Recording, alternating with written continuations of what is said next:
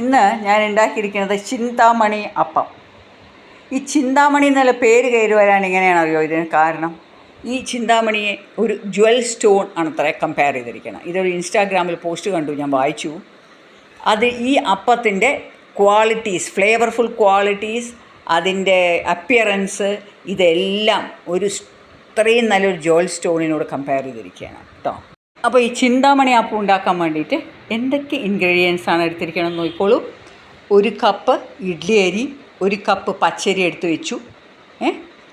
അതിലേക്ക് ഇഡ്ഡലി അരി ഞാൻ ഇട്ടു കേട്ടോ. ഇനി ഓരോരോ കപ്പ് എടുത്തു. 1/4 കപ്പ് കടലപ്പരിപ്പ്, 1/4 കപ്പ് കടലപ്പരിപ്പ്, 1/4 കപ്പ് തുവരപ്പരിപ്പ്, 1/4 കപ്പ് ചെറുപയർപ്പരിപ്പ്. ഇതാണ് ഇതിൻ്റെ റേഷ്യോ. ഇങ്ങനെ ഉണ്ടാക്കിയാൽ മാത്രമേ ഇത് ക്രിസ്പ് ആൻഡ് ടേസ്റ്റി ഉണ്ടാവുള്ളൂ.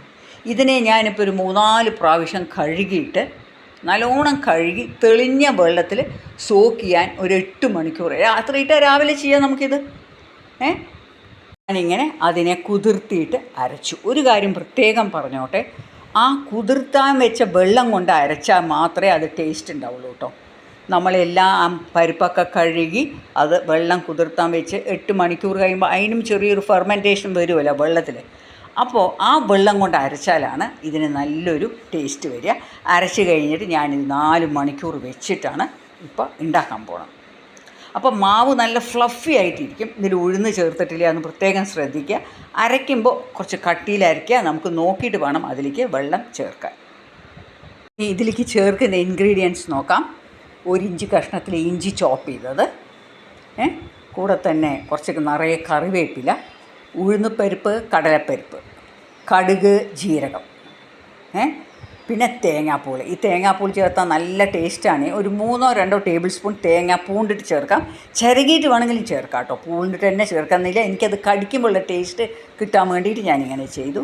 ഒരു 15 ചെറിയ ഉള്ളി ചെറിയതായി ചോപ്പ് ചെയ്തു. കുറച്ച് മല്ലിയില.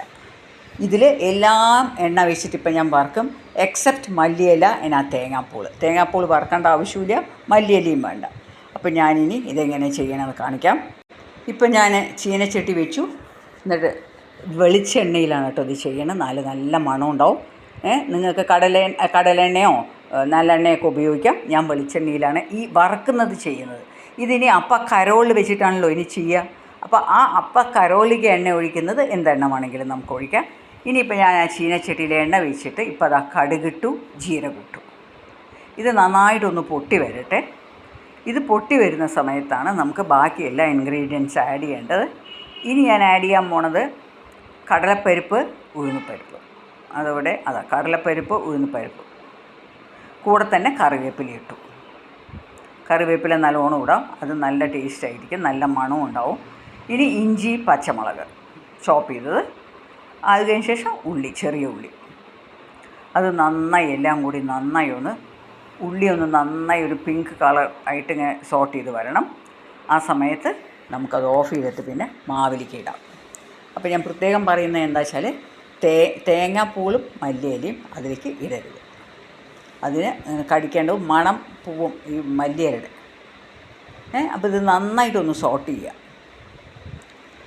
ഇനിയാണ് ഈ സോട്ട് ചെയ്തതിനെ ഞാനിപ്പോൾ മാവിലേക്ക് ഇട്ടു.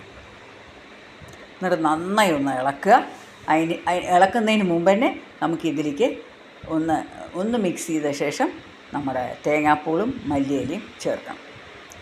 അപ്പോൾ ഞാനിനി ഇപ്പോൾ അതിലേക്ക് തേങ്ങാപ്പൂൾ ചേർത്തു. തേങ്ങാപ്പൂണ്ട് ഇത് തേങ്ങ ചിരകിയിട്ടും ചേർക്കാം കേട്ടോ. ഇതിപ്പോൾ ഞാനൊരു 3 ടേബിൾ സ്പൂൺ ആഡ് ചെയ്തിട്ടുണ്ട്. അതേമാതിരി 3 ടേബിൾ സ്പൂൺ തേങ്ങ ചിരകിയത് ആഡ് ചെയ്താലും നന്നായിരിക്കും. എനിക്കതിങ്ങനെ കടിക്കാൻ കിട്ടുന്നതുകൊണ്ട് ഞാനങ്ങനെ ചെയ്തതാണ്.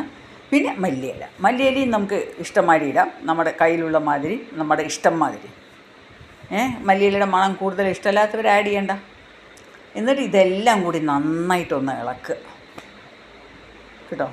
നന്നായിട്ടൊന്ന് മിക്സ് ചെയ്യുക. മിക്സ് ചെയ്ത ശേഷം അതിൻ്റെ കൺസിസ്റ്റൻസി എങ്ങനെയാണ് വേണ്ടത്. ഇപ്പോൾ മാവ് നല്ല പുസ്ന്നായിട്ടുണ്ട് കേട്ടോ. ഇപ്പോൾ നമ്മളത് ഒരു അരച്ച ശേഷവും ഒരു 2-3 മണിക്കൂർ ഞാൻ വെച്ചു.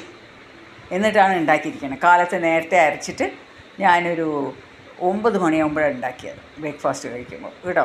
അപ്പോൾ അത് നന്നായി ഇളക്കിയിട്ട് നല്ലൊരു ടേസ്റ്റായിട്ടുള്ളൊരു അപ്പമാണ്. ഇതെല്ലാവരും ഉണ്ടാക്കി നോക്കണം കേട്ടോ. ഇനി ഞാൻ അപ്പക്കല്ല് വെച്ചു. ഈ അപ്പക്കല്ലിലേക്ക് ഞാൻ എണ്ണ ഒഴിച്ചിട്ടുണ്ട്. ഞാൻ കാണിക്കാം. റൈസ് ബ്രാൻ ഓയിലാണ് ഞാൻ ഒഴിക്കുന്നത്. ഞാൻ അത് വെളിച്ചെണ്ണയിൽ നല്ലോണം വറുത്തിട്ടുകൊണ്ട് ഇനി ഞാൻ വെളിച്ചെണ്ണ ഉപയോഗിക്കുന്നില്ല. നല്ലെണ്ണ, കടലെണ്ണ, ചിലവരധികവും നല്ലെണ്ണയിലാണ് ഈ പാലക്കാട്ടുകാർ ബ്രാഹ്മിൻസൊക്കെ ഉണ്ടാക്കുമ്പോൾ ഒഴിക്കുക. ഞാനിതിൽ റൈസ് ബ്രാൻ ഓയിലാണ് ഒഴിച്ചിരിക്കുന്നത്. ഇനി ഇത് നന്നായിട്ടൊന്ന് കാഞ്ഞ് വരണം കേട്ടോ. നന്നായി ഒന്ന് കാഞ്ഞ് വരുന്ന സമയത്ത് നമുക്ക് മാവ് കോരി കോരി ഓരോന്നിലേക്കും ഒഴിക്കാം. ഇപ്പോൾ ഞാൻ എല്ലാ കുഴിയിലും 5 കുഴിയിലും ആ എണ്ണ ഒഴിച്ചിട്ട് മാവ് കോരി ഒഴിച്ചു. ഞാൻ ആദ്യമേ ഒഴിക്കുമ്പോൾ തന്നെ എടുത്തത് പെട്ടെന്ന് പോയി, ഈ 5 എണ്ണം വീഡിയോ പോയി. അപ്പം ഞാൻ ഇപ്പോൾ ഇതിങ്ങനെയാണ് ചെയ്യണത്. ഇനി ഞാൻ ഒരു കൈ വെച്ചിട്ടാണ് കേട്ടോ ഈ വീഡിയോ എടുത്തുകൊണ്ട് ചെയ്യണം. പെട്ടെന്ന് എനിക്ക് എൻ്റെ വീഡിയോ എടുക്കുന്ന മറ്റേ സാധനത്തിന് എന്തോ തകരാറ് പറ്റി ചെയ്തുകൊണ്ടിരിക്കുമ്പോൾ അപ്പോൾ ഞാനിപ്പോൾ ഒരു കൈ പിടിച്ചിട്ടാണ് ചെയ്യണത് കേട്ടോ മൊബൈലിൽ. ഇപ്പോൾ ഞാനതുകൊണ്ട് ഓരോ കുഴിയിലത്തെയും മെല്ലെ മെല്ലെ മറിച്ചിടുമ്പോൾ എനിക്ക് മനസ്സിലാവുന്നുണ്ട് ഇത് ഭയങ്കര ക്രിസ്പിയാണെന്ന്. നല്ല അടിപൊളി ടേസ്റ്റുള്ള ഒന്നാണ്. ഞാനിത് ഫസ്റ്റ് ട്രയൽ നടത്തിയിരുന്നു, എന്നിട്ടാണിപ്പോൾ രണ്ടാമത് ഉണ്ടാക്കുന്നത് കേട്ടോ. ഇത് മൊരിഞ്ഞിട്ട് ഇങ്ങനെ എന്തുമാതിരിയല്ലോ സൈഡൊക്കെ അങ്ങനെ മൊരിഞ്ഞ് വരും. എന്താ കാരണം വെച്ചാൽ ഇതിൽ അരി കൂടുതലാണല്ലോ. പച്ചരിയും ബോയിൽഡ് റൈസ്, റോ റൈസ്, അതാണ് പച്ചരി എന്ന് പറഞ്ഞാൽ, പിന്നെ പരിപ്പുകൾ മാത്രം. പക്ഷെ എന്നാലും സൈഡൊക്കെ ക്രിസ്പിയും നടുവിൽ നല്ല സോഫ്റ്റുമാണ്, നല്ല ടേസ്റ്റുമുണ്ട്. ഈ എല്ലാ ഇൻഗ്രീഡിയൻസും ആഡ് ചെയ്യണം. ഒരു ഇൻഗ്രീഡിയൻറ്റ് ഞാനിതിൽ ആഡ് ചെയ്യാൻ മറന്നു, കായമാണ്. നിങ്ങൾക്ക് വേണമെങ്കിൽ കായം ആഡ് ചെയ്യാം. ഞാൻ കായ ആഡ് ചെയ്യാൻ മറന്നു പോയിട്ടുണ്ട്. പൊടിക്കായം ഇതിലേക്ക് ചേർക്കാം. ഇതിന് മുമ്പ് ഉണ്ടാക്കുമ്പോൾ ഞാൻ ചേർത്തു, പക്ഷേ ഇപ്പോൾ കായം ചേർത്തില്ല, അത് മറന്നു പോയതാണ്. അപ്പോൾ നിങ്ങൾക്ക് അതും കൂടി ചേർക്കാം. ഇപ്പോൾ എൻ്റെ അപ്പമൊക്കെ എടുത്തിട്ട് ഞാൻ പ്ലേറ്റിലേക്ക് നിരത്തി വെച്ചു. അത് തൊട്ട് നോക്കുമ്പോഴേ അറിയേണ്ടത് ഭയങ്കര ക്രിസ്പിയാണ് സൈഡ്. എനിക്ക് നല്ല ഇഷ്ടമാണ് ഇത് കഴിക്കാൻ കേട്ടോ. നിങ്ങളെല്ലാവരും ഇത് ഉണ്ടാക്കി നോക്കണേ, മിസ് ചെയ്യരുത്, ഒരു പണിയില്ല.